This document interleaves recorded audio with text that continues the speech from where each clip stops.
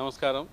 నా పేరు పూల రమణ, గుంటకల్ నియోజకవర్గం జనసేన పార్టీ సీనియర్ నాయకుడు. నేను గత కొన్ని సంవత్సరాలుగా జనసేన పార్టీలో కీలక బాధ్యతలు పోషిస్తూ ఈరోజు ఎన్డీఏ కూటమిలో భాగంగా పవన్ కళ్యాణ్ గారు ఉప ముఖ్యమంత్రి అయిన తర్వాత ఇక్కడ ఈ అనంతపురం జిల్లాకు అహుడా చైర్మన్గా టీసీ వరుణ్ గారి పేరును ప్రకటించడం మాకందరికీ చాలా సంతోషంగా ఉంది.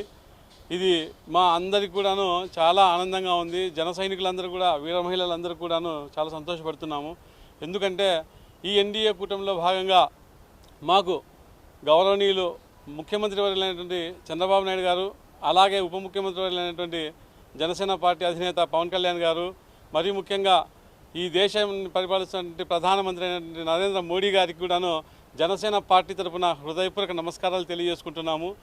ఇలాగే ఎన్డీఏ కూటమిలో భాగంగా ఈ రాష్ట్రాన్ని పురోగతి తీసుకుపోయే విధంగా, అభివృద్ధి పదంలో తీసుకుపోయే విధంగా మా జన సైనికులందరం కూడాను మేము కష్టపడి పనిచేస్తూ ముందుకెళ్తాము.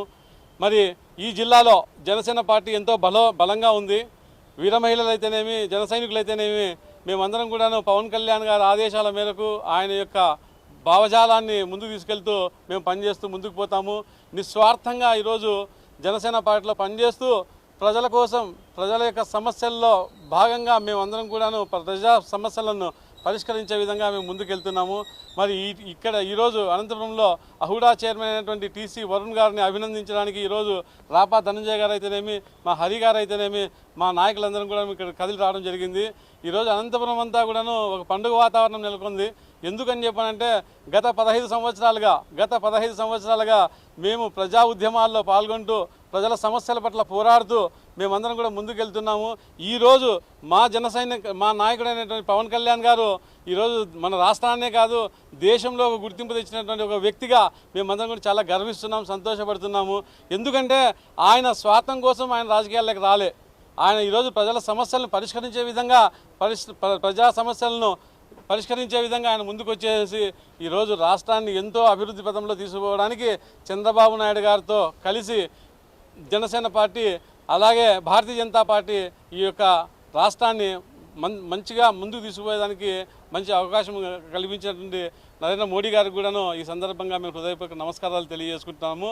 తప్పకుండా ఈ రాష్ట్రం గత ప్రభుత్వంలో ఉన్నటువంటి ఏవైతే పొరపాట్లు జరిగినాయో, ఏవైతే అన్యాయాలు జరిగినాయో వాటన్నింటి కూడా నిలదీస్తూ ఈరోజు చట్టబద్ధంగా, ప్రజాస్వామ్యంలో చట్టబద్ధంగా మా యొక్క నాయకులైనటువంటి చంద్రబాబు నాయుడు గారు, అలాగే జనసేన పార్టీ అధినేత మా పవన్ కళ్యాణ్ గారు ఈ రాష్ట్ర ప్రజలకు న్యాయం చేస్తారని చెప్పని, న్యాయం చేసి తీరుతారని చెప్పని సందర్భంగా తెలియజేసుకుంటున్నాం అందరికీ.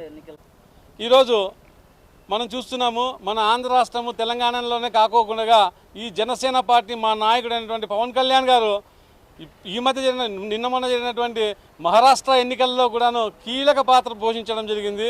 అది దానికి ముఖ్యంగా ఏంటంటే దేశ ప్రధాని పవన్ కళ్యాణ్ గారు ఆయన ఒక మనిషి కాదు, వ్యక్తి కాదు, ఆయన ఒక సునామీ అని చెప్పనేసి స్వతహాగా ఆయనే దేశ ప్రధాని, దేశాన్ని పరిపాలించిన ప్రధానే ఈరోజు ఈ విధంగా చెప్పడం చాలా సంతోషంగా ఉంది.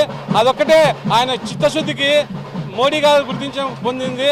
అట్లాగనే మహారాష్ట్రలో కూడా ఆ ఎన్నికల సమరంలో మా వంతు అనగా జనసేన పార్టీ అధినేత పోషించినటువంటి పాత్ర ఏదైతే ఉందో చాలా కీలకమైనటువంటి పాత్ర. మహారాష్ట్రలో విజయానికి మా పవన్ కళ్యాణ్ గారు కూడాను ముందుకొచ్చి ఆ రాష్ట్రంలో జరిగినటువంటి ఎన్నికల్లో విజయానికి ముందుండి ఆయన విజయాన్ని చేకూర్చడము మా అందరికీ కూడా సంతోషంగా, గర్వంగా ఉందని చెప్పని సందర్భంగా తెలియజేసుకుంటున్నాం.